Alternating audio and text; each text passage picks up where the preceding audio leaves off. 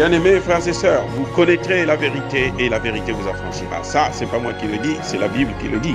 Mais moi, je vous dis mieux.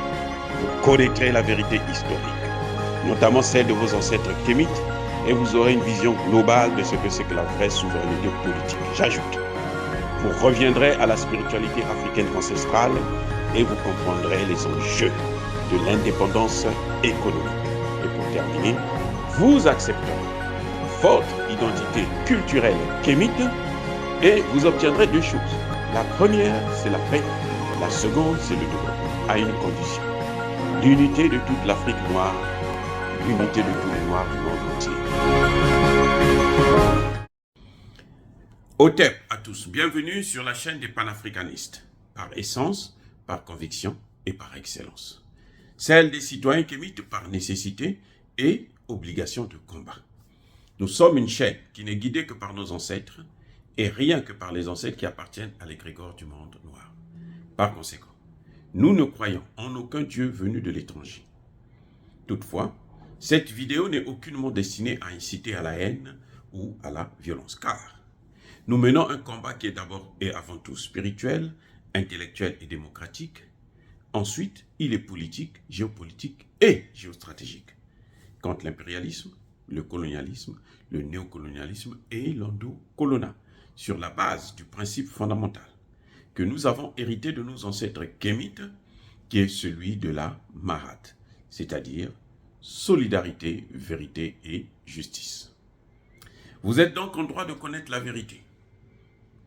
Et nous avons l'obligation de vous dire la vérité, rien que la vérité, afin que justice soit rendue au continent africain. Et ça, c'est notre modeste contribution dans cette noble lutte en faveur de la souveraineté, la dignité, la solidarité et l'unité africaine. Ça, c'est ce que nous appelons le panafricanisme. Bien-aimés frères et sœurs, j'entends ici et là les langues qui se délient et qui vous disent que le Premier ministre malien, Abdoulaye Maïga, le docteur-colonel de son État, n'avait aucun droit de venir sortir la notion, dévoiler la nationalité du président Bazoum. Il n'avait pas le droit de l'insulter, il n'avait pas le droit de parler de lui. Déjà, je veux d'abord et avant tout vous préciser qu'il n'y a pas eu d'insulte.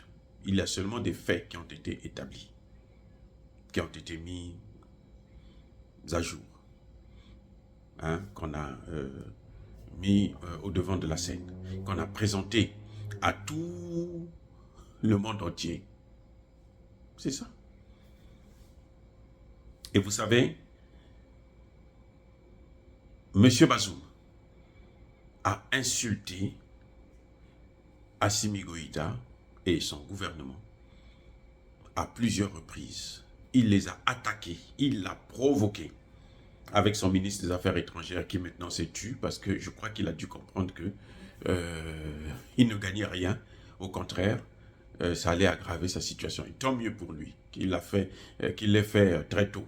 Moi, je ne l'entends plus parler comme avant. Il quitte le Niger pour aller à Paris, rien que pour aller insulter le gouvernement malien, critiquer les Maliens. Personne n'a dit un mot. Il n'y a même pas eu de droit de réponse du gouvernement malien sur les antennes du RFI, de France 24, de TV5 Monde, ainsi de suite. On les a déchirés, on les a calomniés, on les a insultés de tous les noms. Et la meilleure façon de répondre, c'était à la tribune des Nations Unies, pour prendre le monde entier à témoin, afin que ce monde-là puisse savoir ce qui se passe. Vous savez, quand vous êtes petit, lorsque vous êtes attaqué par des grands, ce qu'il y a à faire là, parce que Bazoum, ce n'est pas un grand, mais il est avec des grands. Il est avec les États-Unis, il est avec la France, il est avec l'Union européenne, il est avec tout l'Occident, il est avec l'OTAN. Vous n'avez pas de force. La seule force que vous avez là, c'est de sortir ça au grand jour. Ne serait-ce que par la honte. Vous savez, la France a honte. Elle a peur maintenant d'aller vers la justice. Et pourtant, ce sont leurs institutions. Quand on a créé les Nations Unies, là, il n'y avait pas un seul pays africain, en dehors de l'Éthiopie et puis je ne sais pas, le Libéria. Sinon, tous les pays africains n'étaient pas là. On a construit ça sur leur dos et contre leurs intérêts. Eh oui.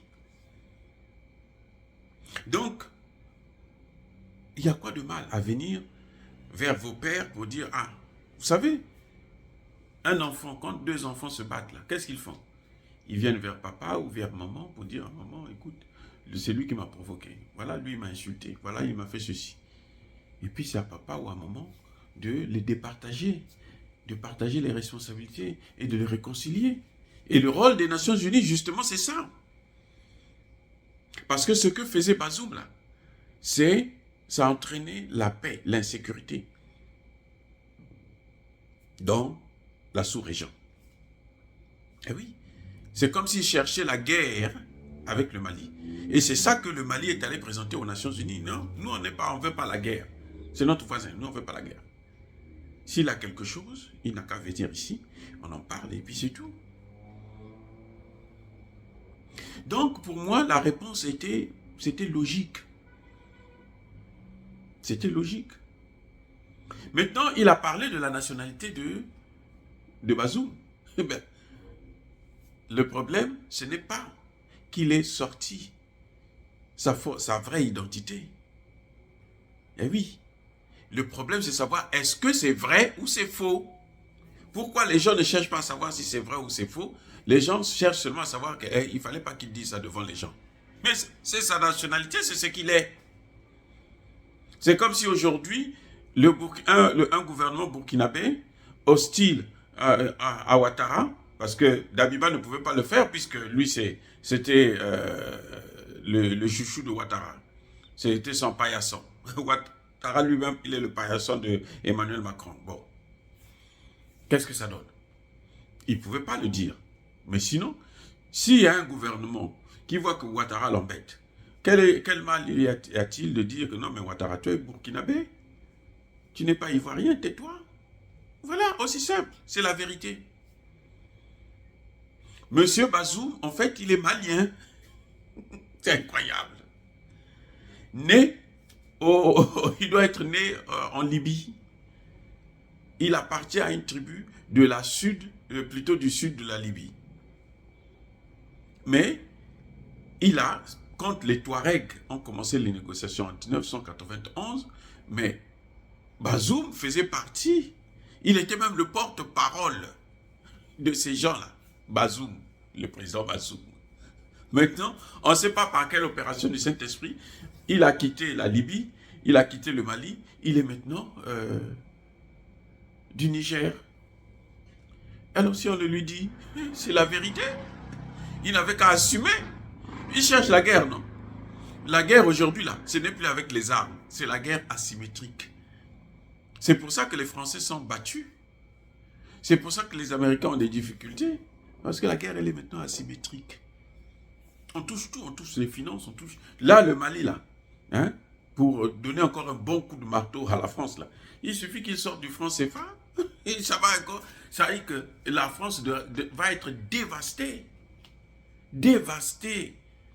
Dès qu'un seul pays sort de la zone, là, vous allez voir que ça va... Le CFA, là, va s'effriter. Eh oui. Donc, ce qui s'est passé avec Bazoum, mais les photos sont en train de sortir.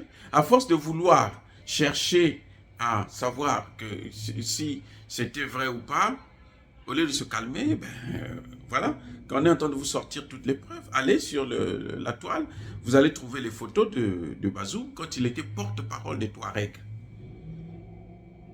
d'un groupe terroriste djihadiste Touareg. Bazoum là, le même Bazoum que vous voyez là. Maintenant, par quelle opération du Saint-Esprit, il est devenu nigérien? Il y a une justice, le tribunal du Niger, quand il a posé sa candidature, ils avaient reconnu que non, lui, il n'est pas de chez nous. Mais comme c'était l'homme des Français, et que le président sortant le soutenait, Parce que lui devait prendre le fils du président sortant qui devrait donc prendre le pouvoir après lui. Ben écoutez, ça donne ce que ça donne. Donc, voyez, tous ces gens-là, autour de lui, sont des criminels. Et ça se paye. Comment se fait-il?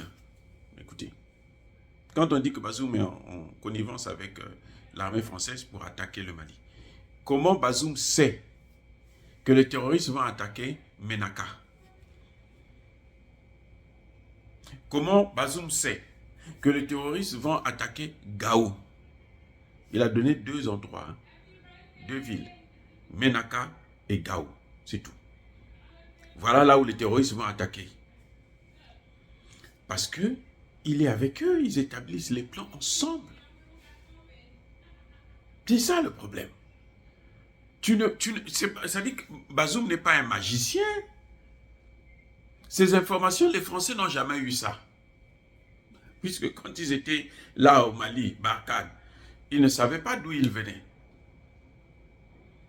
C'est pour ça que pendant 9 ans, ils n'ont pas eu de résultat. Ils n'ont tué aucun terroriste. Les Français là, ils n'ont aucun. Ils ont menti de temps en temps. Ils disaient, on a tué tant de terroristes.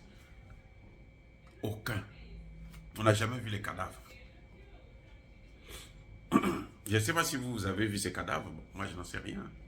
Je n'en sais rien, mais nous, le grand public, là, ils n'ont jamais vu les cadavres. On dit seulement qu'on a tué un. On vous donne même le nom, la date, lieu de naissance, mais on ne vous montre pas le cadavre. Ça veut dire qu'ils mentent. Ils n'ont tué aucun. Parce qu'ils ne peuvent pas les tuer puisqu'ils travaillent pour eux. Ce sont eux qui les alimentent en carburant. Ce sont eux qui les alimentent en information. Ce sont eux qui les alimentent en armes. Ce sont eux qui les alimentent en finance. Le CFA, là, ils fabriquent. C'est eux qui ont la planche à billets. Ce n'est pas les Africains. Ce sont les Français qui ont la planche à billets. Donc, ils fabriquent les billets, ils leur donnent. Et puis, bon, ils continuent à gérer ça. Ça veut dire que dans la zone, là, il y a des faux billets qui circulent. Incroyable. Voilà. Donc, Bazoum n'est pas un magicien pour savoir, pour connaître les plans des terroristes. Ils disent qu'il y aura des attaques. Ils vont peut-être même occuper Ménaka. Il a déjà trouvé que non, ils vont occuper Ménaka. Parce que l'attaque qu'ils sont en train de présenter là, c'est sûr qu'ils sont en train de se préparer en renfort avec les légionnaires français. Puisque d'ailleurs, on en a tué plusieurs.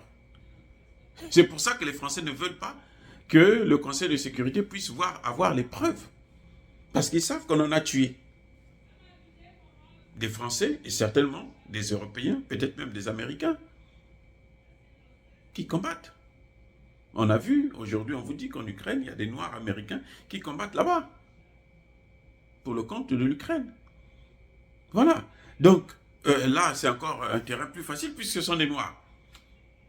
Même s'ils ne parlent pas la langue, mais en tout cas, ce sont des Noirs. Donc, Bazoum a cherché et il a trouvé. S'il a trouvé, quand le vin est tiré là, il faut le boire. Eh oui, il faut le boire.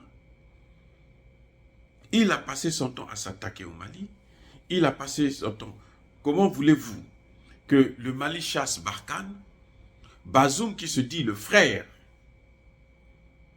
d'Assimi Goïta, des Maliens. Parce que les Nigériens, les Maliens, c'est un même peuple. Ils ont la même culture. La même culture. Comme par hasard, Bazoum n'a pas cette culture-là. Mais bon, ça pose des questions. Donc, il ne vient ni du Mali, ni du Niger, et plutôt de la Libye. Bref, les Nigériens et les Maliens ont la même culture. Quand on attaque le Niger, on attaque le Mali, on attaque le Burkina Faso, on attaque la Côte d'Ivoire, on attaque le Sénégal, on attaque le Bénin. Mais c'est ça, la réalité. Barkhane est chassé au Mali parce qu'ils ont des gros problèmes. Ils ont échoué pendant 9 ans. C'est Bazoum seulement qui n'a pas vu qu'ils ont échoué. Pour Bazoum, ils ont réussi. C'est pour ça que Bazoum pense que leur départ, ça va augmenter le terrorisme. Le Mali n'est pas mort depuis. Il n'y a plus des attaques comme ça se passait avant. où il ne se passait pas une journée sans attaque. Là, ils sont obligés de se préparer en conséquence pour lancer une grosse attaque à Menaka et à Gao. Nous savons, Bazoum nous a donné l'information. Par naïveté, il nous a donné l'information. Bref, Bazoum n'avait pas le droit, s'il considérait les Maliens comme ses frères, de recevoir Barkhane chez lui. Je suis désolé. De même que un président burkinabé n'aura pas le droit de garder Barkhane au Burkina Faso. C'est pas possible, c'est pas normal. Si vous voyez comme ça, c'est que ce président-là travaille avec les Français. Il faut le traiter comme l'ennemi. Et on sait quel est le sort qui est réservé aux ennemis. Bref, dire cela, c'est inciter à la haine ou à la violence, non. Il fallait quand même qu'un jour, le Mali puisse répondre à M. Bazoum pour qu'il se calme. Vous avez vu, depuis que ils ont répondu là, ça fait plusieurs jours, hein, ça fait maintenant une semaine exactement, Bazoum n'a pas répondu. Parce qu'il sait que ce qu'on a dit là, c'est vrai. Et qu'il n'a pas besoin de continuer à allumer la flamme. S'il continue à allumer la flamme, même lui-même, il va se brûler. En tout cas, comme d'habitude, je persiste et je signe. Soyez bénis par le Dieu des Kémites. J'ai dit et j'assume.